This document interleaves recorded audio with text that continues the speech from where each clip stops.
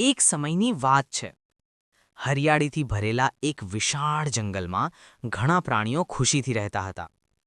એ જંગલમાં ગજુ નામનો નાનો હાથી રહેતો હતો. ગજુ બહુ દયાળુ હતો, પરંતુ થોડો ઉતાવળિયો પણ હતો. જંગલના બધા પ્રાણીઓ એકબીજાની મદદ કરતા, પણ ગજુ હંમેશા વિચારતો, હું મોટો છું, મને કોઈની જરૂર નથી. મુશ્કેલીનો સમય. એક વર્ષ જંગલમાં ભારે દુષ્કાળ પડ્યો. નદીઓ સુકાઈ ગઈ, ઝાડો સુકાવા લાગ્યા. બધા પ્રાણી ચિંતામાં પડી ગયા. દૂર એક પહાડ પાછળ જાદુઈ ઝરણું હતું, પરંતુ ત્યાં પહોંચવા માટે સાંકડી અને જોખમી ગુફામાંથી પસાર થવું પડતું.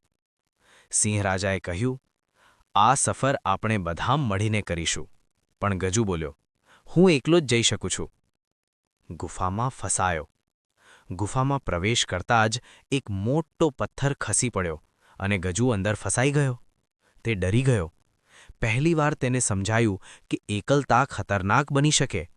તે જોરથી બૂમ પાડવા લાગ્યો, મિત્રો મદદે! બહાર વાંદરો, પોપટ અને કાચબો હતા. વાંદરે દૂરી બાંધી, પોપટે સિંહરાજાને સંદેશ આપ્યો અને કાચબાએ રસ્તો બતાવ્યો.